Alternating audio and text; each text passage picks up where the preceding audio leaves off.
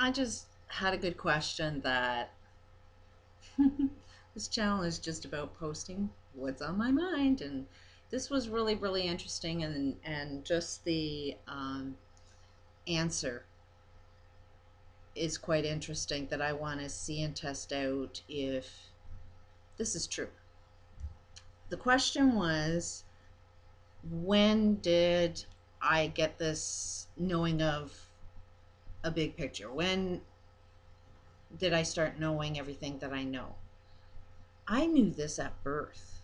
And I am guessing that every single one of us that's born on this planet knew exactly the same information as I knew.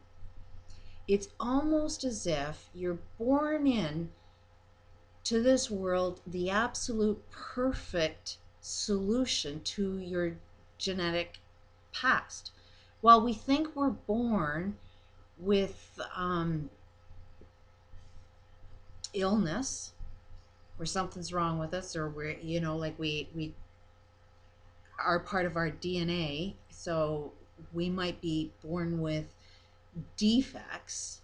We may not look perfect, we may not be able to communicate perfectly when you're first born, but I believed without a doubt I'm not the only one. So anything I believe in, I'm guessing that everybody else on this planet would believe as I believed if their world experiences didn't manipulate, brainwash you into believing something completely different. And it is your belief in yourself while the world is manipulating not for you to be yourself. Um,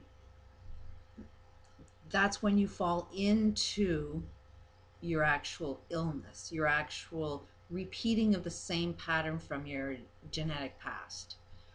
They will influence you to have the same beliefs, which will influence you to have the same eating habits that, just little twitches is a suggestive behavior that as a child you could learn how to have the same twitch as your parents by observing it, but also by having the skin cells that know where to place themselves similar to their parents.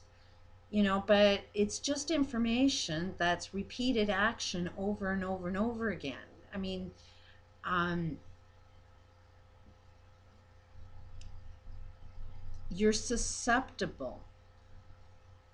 That means you're both born with the potential with your life experiences to repeat the same pattern, but you're only susceptible. You have all of the information. You are a perfect being. You know the meaning of life the second you're born. But it's like, how many people out there remember what they knew when they were 1 years old? Um, I don't remember too many people that actually remember their childhood, but I did. And never really had a concept of dying, that you had to die. Nobody around me told me that people die. That was like um, really, really odd. Um,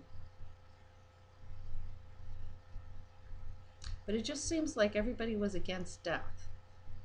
So for some reason, when I was a kid, it was, everybody seems to do whatever they have to do to live. So the experience of life seems to be about living, and how do you win that game, that computer game? If you were a holographic game you're playing and this is just your bodysuit, how do you beat that level when that level is only true because everybody believes it to be true, and everybody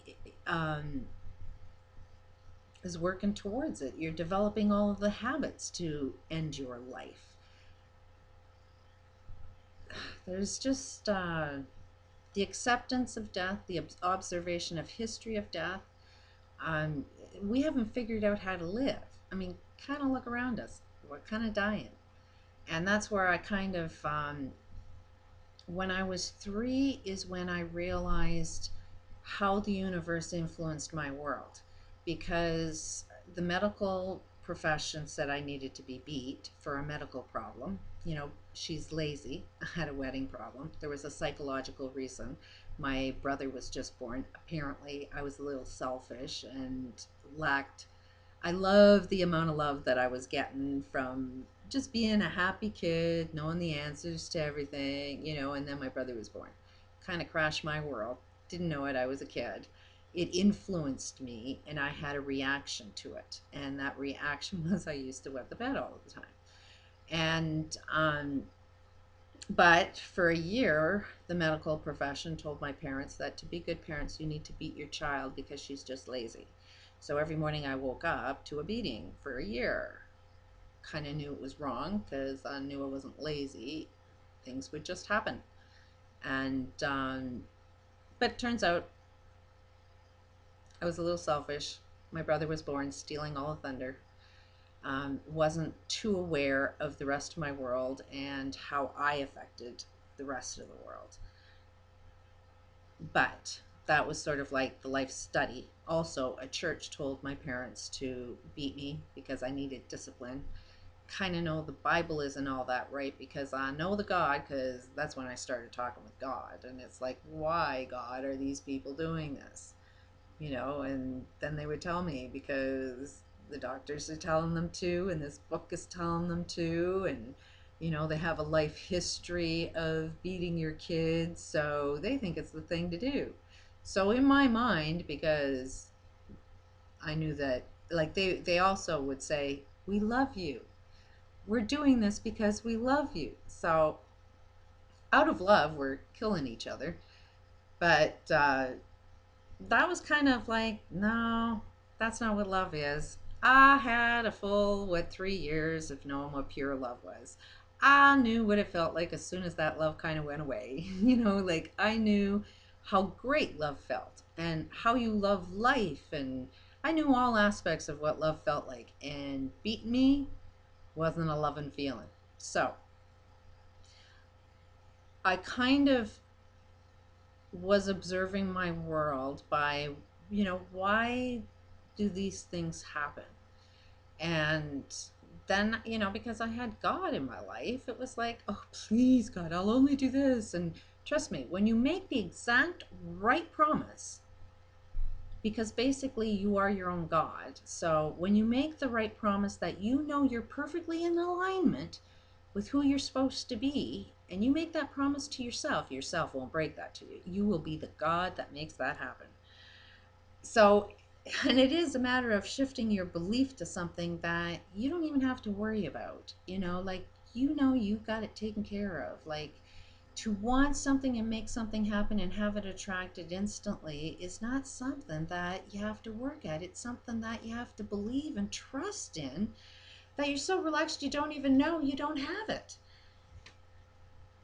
It's a really, really wild concept, but it was, you know, a few of these things happened to me where God just put this inspiration that said, believe this without a doubt. And the promise that I made was, you know, I needed contact lenses because I had inch thick glasses. So getting beat at home, getting beat at school, life wasn't fun. You know, I ain't feeling that love and feeling. So it's, God, please, I'll be the absolute best person I could be if you just give me contact lenses. Poof, the next day, doctors, while I was too young to get contacts, said that contacts would help my eyes from not growing worse. So it was like, this guy God I'm talking to is, you know, has a little bit more realism to him. Didn't give me everything I want, doesn't talk to me every day. He's a, you know, silent type guy, has a great sense of humor. Um, when he's judging you, he's going to judge that you just don't know what you're doing. You know, it is about forgive them for they know not what they are doing. And that's where this infinite love needs to come in, because ultimately I came on this planet to have this specific um, mission in life, not so much the mission of I need to change the world, but need to change the world. Um, I'm not putting the weight on my shoulders to change the world. It's just I'll have a lot of fun trying. and just making the suggestion, because that's what it's all about, is to believe in something, you have to have first the suggestion that it's possible. If this even rings true with you for even a second, that maybe you too felt this when you were first born.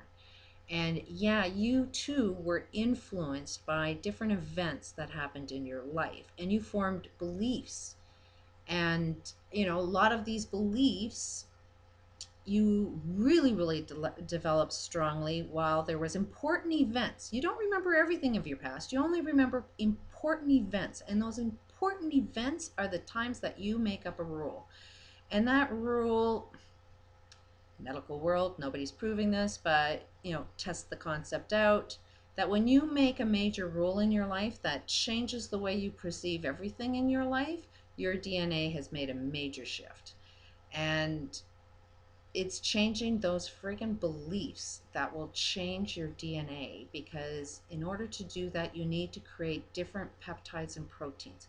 And a different outlook in life will cause your arms to move in a different direction. Your mouth will take, if you're focused on um, saying specific type words, you'll have different type experiences. If you have the same type of reactions, you'll repeat the same friggin' pattern that you always seem to be reacting in the same way. And as long as life is hell, you're going to have the same reaction to the life is hell bit, but you won't be able to ever jump out of your hell, because you kind of need to use different words. You kind of need to walk a different path. Um, and that path is not for me to tell you what it is. Had another video of this guy that's riding a bike, and I made a comment, and he kind of took it personally. It just sort of hurt that he kind of accepted death, because it's like we are oneness. um, there's something so incredibly painful, I think, in everybody's life right now, because this world is just not a world worth living in. I don't think anybody's finding the living experience enjoyable. I think we're finding it a little stressful. It's not something that I want to live forever. I kind of want to die. I,